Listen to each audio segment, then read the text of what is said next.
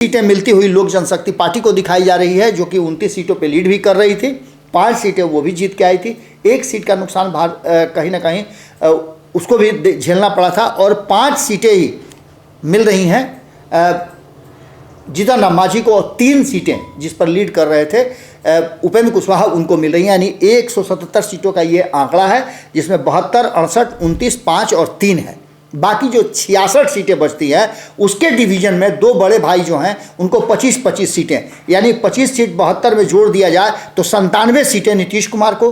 अगर 68 में 25 जोड़ दिया जाए तो 93 सीट भारतीय जनता पार्टी को, और 29 में 5 जोड़ दिया जाए तो 34 सीटें मिलती हुई दिखाई दे रही है। ये सीटें देखिए, इसमें 2 से 5 सीटों का जो है हेर फेर हो सकता है, कम बेसी हो सकता है 16 में से, जिसमें 72 सीटों पे, विधानसभा के 72 सीटों पे उनको बढ़त मिली थी।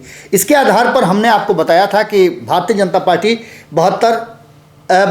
पार्टी 68 सीटों पे, नीतीश कुमार 72 सीटों पे, लोक जनशक्ति पार्टी 29, हिंदुस्तानी आवाम पार्टी 5 सीटों पे और 3 सीटों पे बढ़त प्राप्त किया था, हार करके भी उपेंद्र कुशवाहा ने। अब इसके आधार पर अगर सीटों की बात करते हैं हम, तो 177 सीटों का जो डिवीज़न होता है उसके हिसाब से नीतीश कुमार को 72 सीटें, 68 सीटें मिलती हैं भारतीय जनता पार्टी को।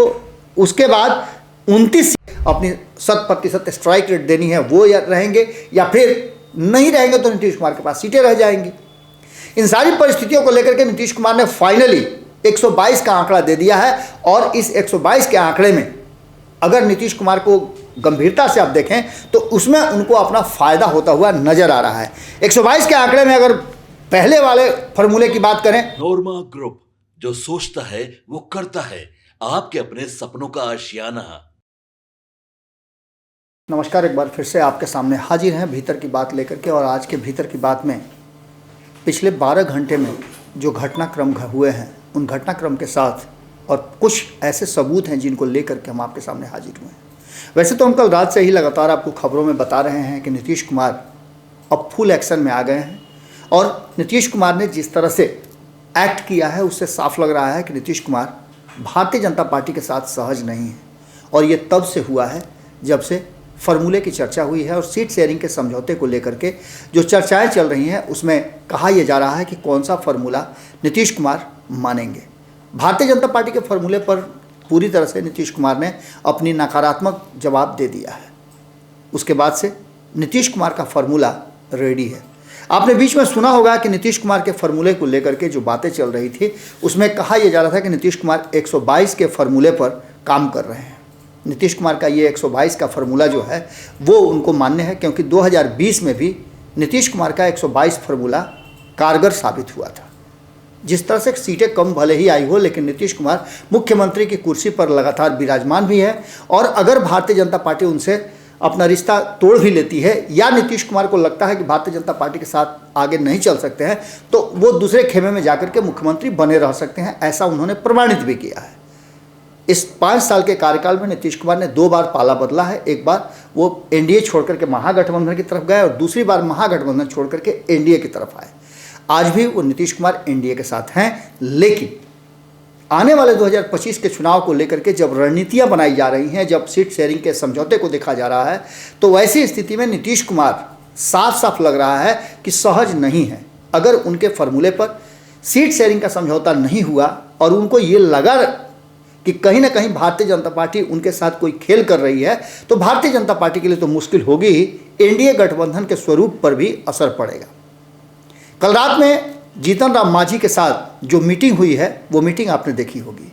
उस मीटिंग के बाद से लगातार हम चर्चा कर रहे हैं कि आखिर इस मीटिंग के मायने क्या है, और ये मीटिंग तब हुई है जब जीतन राम मांझी सीट शेयरिंग के फार्मूले में 20 सीटों का डिमांड कर रहे हैं। क्या आपको लगता है कि जो वर्तमान परिस्थिति है, स्वरूप है एनडीए गठबंधन का, जीतन राम मांझी को 20 सीट देने की स्थिति में भारतीय जनता पार्टी है, या फिर नीतीश कुमार दे देंगे?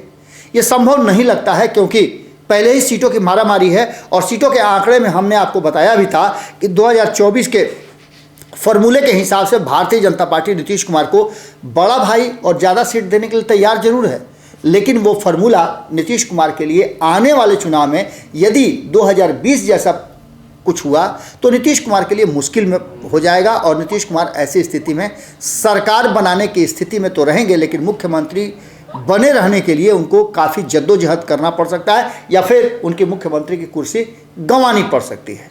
ये फार्मूला हमने आपको बताया था कि जो 177 सीटों का जो आंकड़ा निकाला गया था 2024 के लोकसभा चुनाव के हिसाब से 177 सीटों पे एनडीए ने बढ़त प्राप्त किया था। सबसे ज़्यादा बढ़त नीतीश कुमार को मिला था 72 सीटों पे। 12 सीटें वो जीत करके आए थे और एक लोकसभा के हिसाब से अगर जोड़ा जाता है तो सीटें जो है वो 6 होती हैं, यानी कि नीतीश कुमार ने 100% स्ट्राइक रेट के साथ 12 सीटें लोकसभा में जीती थी 16 में से, जिसमें 72 सीटों पे, विधानसभा के 72 सीटों पे उनको बढ़त मिली थी। इसके आधार पर हमने आपको बताया था कि भारतीय जनता पार्टी 68 सीटों पे, नीतीश कुमार 72 सीटों पे, लोक जनशक्ति पार्टी 29, हिंदुस्तानी आवाम पार्टी 5 सीटों पे और 3 सीटों पे बढ़त प्राप्त किया था, हार करके भी उपेंद्र कुशवाहा ने। अब इसके आधार पर अगर सीटों की बात करते हैं हम तो 177 सीटों का जो डिवीज़न होता है उसके हिसाब से नीतीश कुमार को 72 सीटें, 68 सीटें मिलती हैं भारतीय जनता पार्टी को। उसके बाद 29 सीटें मिलती हुई लोक जनशक्ति पार्टी को दिखाई जा रही है, जो कि 29 सीटों पे लीड भी कर रही थी। 5 सीटें वो भी जीत के आई थी। 1 सीट का नुकसान कहीं ना कहीं उसको भी झेलना पड़ा था और 5 सीटें ही मिल रही हैं जीतन राम मांझी को और 3 सीटें जिस पर लीड कर रहे थे उपेंद्र कुशवाहा उनको मिल रही हैं। यानी 177 सीटों का ये आंकड़ा है, जिसमें 72, 68, 29, 5 और 3 है। बाकी जो 66 सीटें बचती हैं उसके डिवीज़न में 2 बड़े भाई जो हैं उनको 25-25 सीटें, यानी 25 सीट 72 में जोड़ दिया जाए तो 97 सीटें नीतीश कुमार को।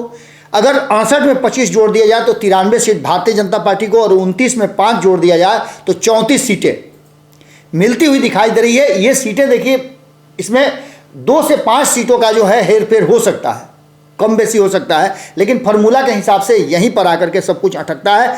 5 सीटें लीड कर रहे थे जीतन राम मांझी, 5 ही सीट उनको मिल रही है और 3 सीट लीड किए थे उपेंद्र कुशवाहा, उनको 1 सीट बढ़ा करके सभी ने गिफ्ट दिया है और 6 सीटें उनको दे करके 9 सीट पर उनका हक बनता है। लेकिन इस फार्मूले से देखा यह जा रहा है कि नीतीश कुमार अगर 50% इसमें रिजल्ट लेकर के आते हैं तो नीतीश कुमार के लिए बड़ा मुश्किल काम हो जाएगा, क्योंकि इसमें लोक जनशक्ति पार्टी पिछली बार एनडीए का हिस्सा नहीं थी, इस बार एनडीए का हिस्सा वो रहती है तो अपने 34 या 30 जो भी सीटें उनको मिलेंगी उन सीटों में से 50% से ज़्यादा का स्ट्राइक रेट उनका रह सकता है, क्योंकि अब तक के चुनाव में 100% का स्ट्राइक रेट उन्होंने दिया है। ऐसी स्थिति में अब नीतीश कुमार को यह फार्मूला मान्य नहीं हो सकता है और यही कारण है कि जाकर के मामला अटक गया है। नीतीश कुमार प्रेशर पॉलिटिक्स शुरू कर चुके हैं। दिल्ली जाते हैं तो किसी से नहीं मिलते हैं, भारतीय जनता पार्टी के नेताओं से, यहाँ तक कि अपने सांसदों तक से नहीं मिलते हैं और पटना वापस चले आते हैं। पटना में कोई कार्यक्रम होता है तो नीतीश कुमार या तो कार्यक्रम के पहले चले जाते हैं या कार्यक्रम के बाद जाते हैं। कार्यक्रम के पहले आपको पता होगा दही चूड़ा में, कार्यक्रम के बीच में आपने देखा होगा कि वो जनता दल यूनाइटेड के जो विधायक हैं उनके यहाँ जाने में तो कोई कोताही नहीं करते हैं, एकदम बिल्कुल नियत समय पर जाते हैं। लेकिन जब भी एनडीए गठबंधन की बात आती है तो वहाँ नीतीश कुमार कोताही बरतते हैं। आपको याद होगा कि जब चिराग पासवान ने दही चूड़ा भोज पे आयोजित किया, उनको आमंत्रित किया था, तो पहले ही चले जाते हैं कार्यक्रम शुरू होने से पहले और वहाँ से चिराग पासवान आए तब तक वो निकल जाते हैं। दूसरी तरफ पशुपति कुमार पारस के यहाँ जाते ही नहीं हैं। भारतीय जनता पार्टी ने जो दही चूड़ा का आयोजन किया था उसमें तो पहुंचते ही नहीं हैं। इस सारी बातों के साथ साथ अब आप कहिएगा कि जदयू कार्यालय में जो दही चूड़ा का भोज हुआ था जिसमें सभी दल के प्रदेश अध्यक्ष मिले थे, ये एक अलग प्रक्रिया है। ये प्रक्रिया तो ऑलरेडी चल रही है कि 5 दल के जो प्रदेश अध्यक्ष हैं वो एक साथ मिल करके एकजुटता की बात कर रहे हैं और बिहार की जनता को दिखा रहे हैं। लेकिन सबसे बड़ा जो समस्या है वो है सीट शेयरिंग का। इसको लेकर के नीतीश कुमार को ऐसा लगता है कि अगर 2020 का फार्मूला तय किया जाए तो नीतीश कुमार को ये सुविधा मिलेगी कि वो अपने हिसाब से अपने सहयोगियों को ला सकते, सीटें दे सकते हैं और तब उनके साथ बाध्यता नहीं होगी कि आगे क्या करना है। यानी कि ऐसी स्थिति में जिनको नीतीश कुमार के साथ या एनडीए के साथ रह करके अपनी 100% स्ट्राइक रेट देनी है वो या रहेंगे या फिर नहीं रहेंगे तो नीतीश कुमार के पास सीटें रह जाएंगी। इन सारी परिस्थितियों को लेकर के नीतीश कुमार ने फाइनली 122 का आंकड़ा दे दिया है और इस 122 के आंकड़े में अगर नीतीश कुमार को गंभीरता से आप देखें तो उसमें उनको अपना फ़ायदा होता हुआ नज़र आ रहा है। 122 के आंकड़े में अगर पहले वाले फार्मूले की बात करें, जो 170 वाला आंकड़ा था लोकसभा के हिसाब से, उसमें तो हमने सीट शेयरिंग का 97 का आंकड़ा बता ही दिया।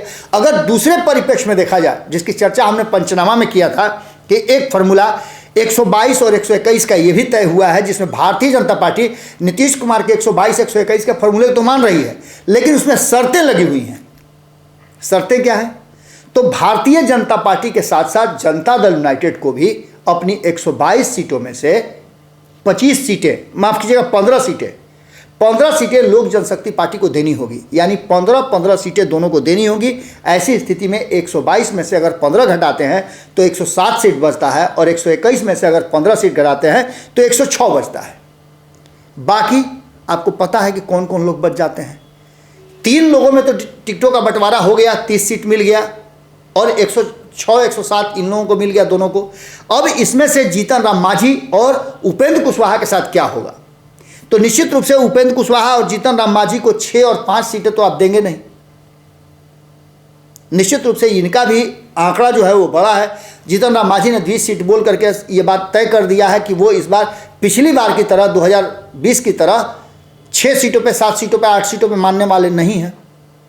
यानी कि इसमें भी अगर मान लेते हैं कि नीतीश कुमार के पाले में जीतन राम मांझी होते हैं या उपेंद्र कुशवाहा को दिया जाता है, तो 10 सीट से तो कम नहीं लेंगे। तो 106 में से 10 घटा दीजिए, फिर वहीं का वहीं आंकड़ा आ जाता है जो भारतीय जनता पार्टी का फॉर्मूला था।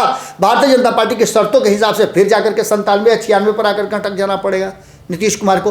तो नीतीश कुमार इस फार्मूले से अपने आप को बिल्कुल अलग रखना चाहते हैं, और नीतीश कुमार अपने फार्मूले पर काम करना चाहते हैं। फार्मूला 122 और 121 का ही रहेगा, लेकिन इसमें शर्तें नीतीश कुमार की लागू होंगी। नीतीश कुमार चाहते हैं कि 122 और 121 का फार्मूला दोनों बड़े दलों में बंट जाए, और अलाइन विद इन अलाइन जो पहले हुआ था, एलाइज विद इन एलाइज, उसके तहत 2020 की तरह नीतीश कुमार के साथ 2 दल शामिल हो जाएं, जिसमें जीतन राम मांझी और उपेंद्र कुशवाहा, इनको अपने हिसाब से वो सीटें बांटेंगे और समझा करके इनको अपने साथ रखेंगे। तो वहीं चिराग पासवान, चूंकि मोदी के हनुमान कहते हैं, भारतीय जनता पार्टी से उनका बहुत बढ़िया रिश्ता है, उसको लेकर के भारतीय जनता पार्टी से वो अपनी सीटें लें। यानी ऐसी स्थिति में आप समझ सकते हैं कि 121 सीटों में से अगर चिराग पासवान को 30 सीटें चाहिए, तो 30 सीटें देने के बाद जो परिस्थितियां बनती हैं वो कितने पर आकर के टिकती हैं, ये आपके पास कागज़ कलम है, इसका हिसाब किताब आप लगा लीजिए।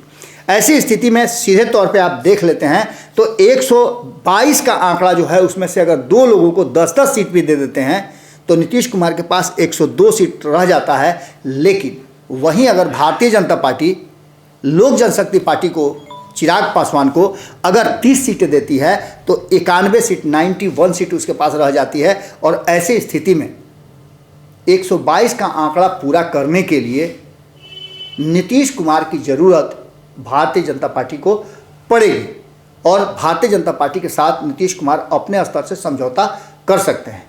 अब इसके दूसरे पहलू को अगर आप देखते हैं तो नीतीश कुमार दबाव की राजनीति तो कर ही रहे हैं, वहीं एनडीए घटक दल में कभी चिराग पासवान के साथ उनकी मुलाकात, अभी आपने देखा होगा 2 दिन पहले, भले ही वो नीतीश कुमार के पार्टी से रिजाइन कर चुके, पार्टी से बाहर हो चुके रामेश्वर महतो को अपने खेमे में ले लेते हों, लेकिन जैसे दिल्ली से लौट करके आते हैं सबसे पहले जाकर के वशिष्ठ नारायण सिंह से मिलते हैं, और वशिष्ठ नारायण सिंह कौन हैं इसको बताने की ज़रूरत नहीं है।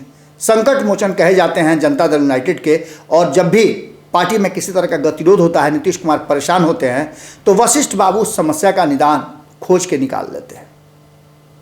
यानी कि ये कहा जा सकता है कि 122 का फार्मूला जब तय होगा तो नीतीश कुमार के सामने 2 पुराने साथी होंगे, जीतन राम मांझी और उपेंद्र कुशवाहा, जिनको अपने हिसाब से 10 के आसपास सीटें देकर के वो मना सकते हैं। क्योंकि इनको भी तब लगेगा कि नहीं, अगर भारतीय जनता पार्टी के साथ वो रहते हैं तो हमने पहले ही आपको बताया कि 9 और 6 सीटें, 7 सीटें देने की बात कही जा रही है। इन सारे फार्मूलों में अगर देखा जाए तो नीतीश कुमार को ये फार्मूला काफ़ी फिट नज़र आता है, क्योंकि एक तो पहले ही जो 122 का आंकड़ा पूरा करना है, वो आंकड़ा 243 में से अगर 121 सीट दिया जाए तो आंकड़े से एक कम भारतीय जनता पार्टी तो सीट शेयरिंग में ही हो जाती है। तो आगे जीतने और हारने के बाद क्या परिस्थितियां होंगी आप अच्छी तरह से समझ सकते हैं। अगर विशेष परिस्थिति में नीतीश कुमार को भारतीय जनता पार्टी परेशान करती है तो भारतीय जनता पार्टी के अगेंस्ट में नीतीश कुमार के पास ये विकल्प रहे कि वो दूसरे खेमे में जाकर के भी बिहार में सरकार स्थापित कर सके। नीतीश कुमार 2005 की तरह अब कोई भी एक्शन रिएक्शन नहीं देखना चाहते हैं। 2005 में नीतीश कुमार के साथ जो हुआ था वो सबको पता है। अब ऐसी स्थिति में एक बात तो तय है कि 2025 में जब सीट शेयरिंग का समझौता होगा तो उसमें नीतीश कुमार वाला एंगल ही नीतीश कुमार को मान्य होगा। ये बातें अब लगभग क्लियर हो चुकी हैं। यही कारण है कि आपने देखा होगा कि नीतीश कुमार लगातार, चाहे वो 20 तारीख की बात हो जब नीतीश कुमार को पटना में जब कार्यक्रम चल रहा था पीठासीन अधिकारियों का तो उनको शामिल होने की बात हो, या फिर 22 तारीख को जिसकी चर्चा हम आपसे पहले कर चुके हैं कि एक सांकेतिक रूप से ही सही मणिपुर में भारतीय जनता पार्टी की सरकार से उनका समर्थन वापसी का ऐलान किया जाना हो, या फिर कर्पूरी जयंती के दिन जो कल ही हुआ है समाप्त, कर्पूरी जयंती के दिन उपराष्ट्रपति के साथ उनका कार्यक्रम था, उस कार्यक्रम में नीतीश कुमार का नहीं पहुंचना, कार्यक्रम के नियत समय पर नहीं पहुंचना, जबकि प्रोटोकॉल के हिसाब से उनका नाम भी उसमें दर्ज था और समय भी निर्धारित था, जिसकी हमने आपको पहले ही सारी बातें बता दी है। नीतीश कुमार जाते जरूर हैं कर्पूरी जी के ग्राम में, कार्यक्रम में शामिल होते जरूर हैं, लेकिन इन सभी लोगों के वहाँ से निकल जाने के बाद नीतीश कुमार शाम में पहुँचते हैं और अकेले इस कार्यक्रम में पूरा का पूरा श्रेय लेते हैं। इसकी पूरी तस्वीरें हमने आपको दिखाई हैं। ऐसी स्थिति में एक बात तो आप मान के चलिए कि ये सीट शेयरिंग का समझौता जो है वो नीतीश कुमार वाला ही मान्य होगा। 122 और 121 का फॉर्मूला होगा, लेकिन नीतीश कुमार को भारतीय जनता पार्टी वाला शर्त वाला फॉर्मूला नहीं होगा, बल्कि शर्तें नीतीश कुमार की होगी और सीटें भी नीतीश कुमार की होगी। तभी ये एनडीए गठबंधन जिस स्वरूप में है उस स्वरूप में रहेगा, वरना नीतीश कुमार कोई बड़ा फैसला ले सकते हैं। भीतर की बात में हम आपसे यहीं विदा लेते हैं। बाकी की खबरें भारत लाइव पर लगातार जारी रहेंगी। बहुत बहुत धन्यवाद। नमस्कार। आपके सपनों को हमने सजाया है, ई होम्स पैनोरामा को हमने बनाया है। ई होम्स मेरा एक सपना था जिसपे मैं पिछले 4 साल से काम कर रहा था। हमने जो बनाया है वो सबने है माना। ई होम्स पैनोरामा में हो आपका भी आशियाना। और फाइनली हमने 2021 में इस प्रोजेक्ट को लॉन्च किया। बहुत लोग अप्रिशिएट कर रहे हैं कि पूर्णिया जैसे शहर में, बिहार के, एक तो बिहार की बात करें उसमें भी पूर्णिया जैसे छोटे जगह में इस तरह का लाइफस्टाइल देना, ये सुन के हम लोगों को बहुत अच्छा लगता है। ई होम्स में हमने कुछ और भी किया है, जैसे हम जिस जगह में रह रहे हैं हमारे फैमिली सिक्योर हो, उनको सिक्योरिटी का ध्यान में रखा है। आपकी सुविधा और सुरक्षा आपके लिए खास है, ये आपका विश्वास है। इसमें आर्टिफिशियल इंटेलिजेंस का 7 लेयर सिक्योरिटी का हमने इस्तेमाल किया है। लस ग्रीन कैंपस को बनाया है। यदि हमारा बाउंड्री वाल है तो वो वर्टिकल गार्डन है। ये जितनी भी फैसिलिटी होता है एक इंटरनेशनल टाउनशिप में ई होम्स है, ये हम लोग विश्वास नहीं कर पा रहे हैं। जो भी हमारे मित्र दोस्त या जो भी हमारे बाहर के बाहर आते हैं तो हम लोगों को बहुत अच्छा सुनने को मिलता है और बहुत अच्छा क्रेडिट मिल रहा है। वो सारा हमने सिर्फ एक बिल्डिंग नहीं बनाया, हमने एक बहुत अच्छा लाइफस्टाइल दिया ई होम्स में, और मेरा एक सपना था जिसको मैं आज फुलफिल होते हुए देख पा रहा हूँ। ये आपका आवास है। ई होम्स पैनोरामा में अब आपका निवास है। E Homes Panorama, luxurious lifestyle redefined. Panorama Group, जो सोचता है वो करता है। अगर ये वीडियो पसंद आई और वह बिहार के राजनीति और बिहारियत से सरोकार रखेनी तो सब्सक्राइब बटन दबा के चैनल के सब्सक्राइब कर ली। ओजे एगो घंटी बा, ओकरा बटन दबा देला से कुल सटीक और मारक खबर रुआ मुफ्त में मिल जाई। अगर रुआ पत्रकारिता के हमनी के नया प्रयोग में सहयोग कर चाहतानी तो ज्वाइन बटन दबा दी। पेटीएम नंबर नोट कर ली 9386816700।